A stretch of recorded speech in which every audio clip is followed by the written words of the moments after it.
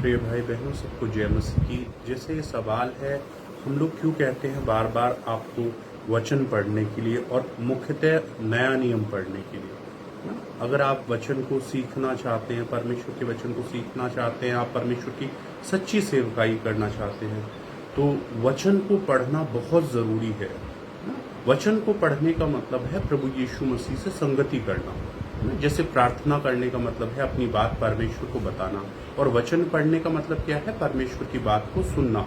हमारा जीवन बदल जाएगा, तब्दील हो जाएगा, उसको अपनी सुनाकर नहीं, उसकी सुनकर। उसके शब्दों में सामर्थ्य है, परमेश्वर के वचन में वो सामर्थ्य है। His word has the power to transform peoples. वो हमारे जीवन को तब्दील करने की सामर्थ्य रखता है अपने वचन से।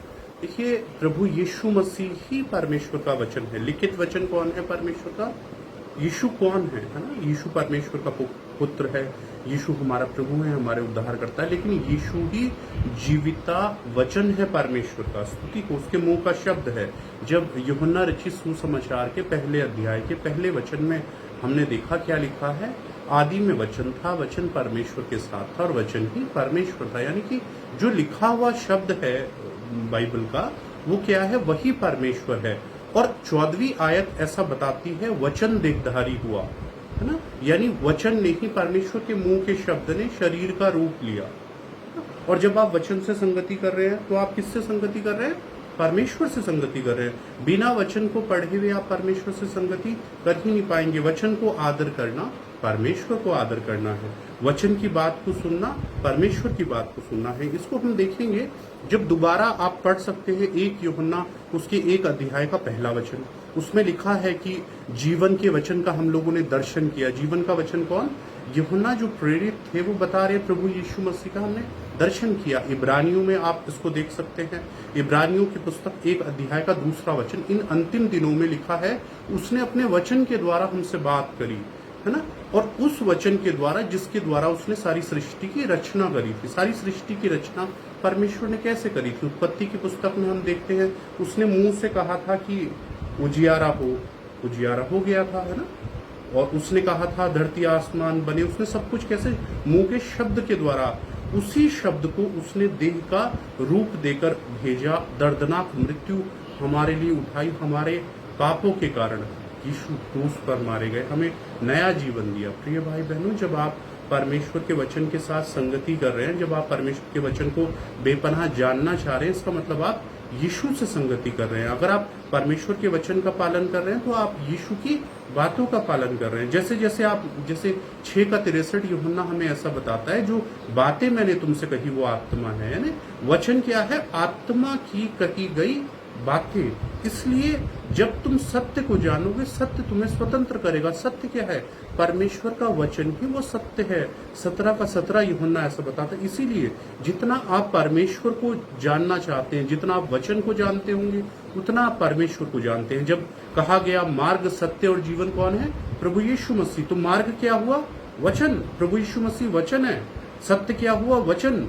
प्रभु यीशु मसीह वचन है। जीवन क्या हुआ? मार्ग, सत्य और जीवन परमेश्वर का पुत्र प्रभु यीशु मसीह। यानी मार्ग वचन है, सत्य वचन है और जीवन वचन है। 138 भजन संहिता में जब हम देखते हैं, उसके 2रे वचन में ऐसा लिखा है कि उसने अपने नाम से ज्यादा, यानी परमेश्वर ने अपने नाम से भी ज्यादा अपने वचन को महत्व दिया। यानी जिस वचन को हम ऐसे सोचते हैं, परमेश्वर की नजर में उस वचन की अहमियत उसके नाम से भी ज्यादा है ना? परमेश्वर की अनुग्रह के द्वारा हम देखते हैं, लिखा है 1 कुरिन्थियों 6 का 17 वचन में लिखा है, प्रभु की संगति में जो रहता है वो उसके साथ एक आत्मा हो जाता है। यानी कि परमेश्वर की संगति में रहने प्रभु की संगति में रहने का मतलब क्या है? वचन की संगति में रहने वाले लोग परमेश्वर के साथ एक आत्मा होते चले जाते हैं, है ना? वचन से भरे होने का मतलब, हम कहते हैं हम लोग आत्मा से भरे हुए। जितना आप वचन से भरे हुए होंगे, उतना आप परमेश्वर की आत्मा से भरे हुए होंगे।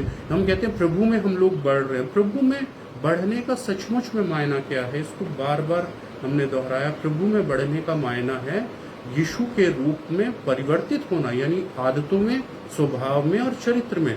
हम सारे लोग आदम की ही संतान थे, लेकिन अब आदम की संतान परिवर्तित हुई किसकी? यीशु के वंशजों में, यीशु की संतान में। यीशु कौन है? परमेश्वर की संतान है। प्रिय भाई बहनों, और ऐसा लिखा है, जब हम देखते हैं 2 यूहन्ना 2 कुरिन्थियों उसके 3 अध्याय का 14th वर्स कि पुराना नियम पढ़ते हुए नया नियम क्यों पढ़ना है। देखिए, सबसे पहले तो हम नई वाचा के अंतर्गत रहते हैं।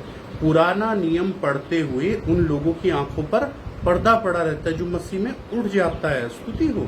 नए नियम के अंतर्गत हम लोग रहते हैं। 260 अध्याय हैं नए नियम में। अगर आप 8-9 अध्याय रोज पढ़ते हैं तो आप एक महीने में एक बार नया नियम पूरा पढ़ सकेंगे। और अगर आप इस तरह से चलते हैं तो आप बहुत अच्छी तरह से परमेश्वर के वचन को जान पाएंगे। और देखिए, एक बात को समझिए आप, परमेश्वर अगर आप चाहते परमेश्वर अपने वचन को आपके ऊपर प्रकट करे तो 11:25 ऐसा साफ साफ बताता है मती, उसने अपनी बातें समझदारों, ज्ञानियों, बुद्धिमानों से छुपा कर रखी हैं, बालकों पर प्रकट करिए। यानी 33 का जब 4 भजन संहिता में लिखा है उसका वचन सीधा है ना।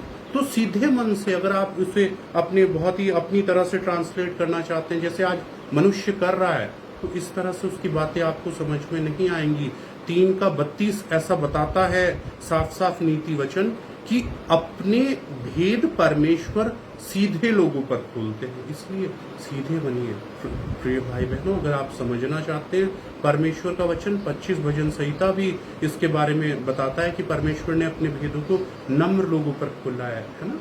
हम लोग समझना चाहते हैं, जितना हम सीधाई से परमेश्वर के वचन के साथ संगति करेंगे, यीशु के साथ संगति कर रहे होंगे और सचमुच उसकी बातें सीधे मन के साथ में समझ में आएंगी। विश्वास करते हैं आप इस विषय को समझ पा रहे हैं क्यों वचन पढ़ना बहुत ज्यादा जरूरी है। अगर आप परमेश्वर की रीति से वचन पढ़ेंगे तो उसकी रीति से आप वचन के अनुसार प्रार्थना कर सकेंगे। धन्यवाद। फिर से मिलेंगे अहम बातों के साथ। जय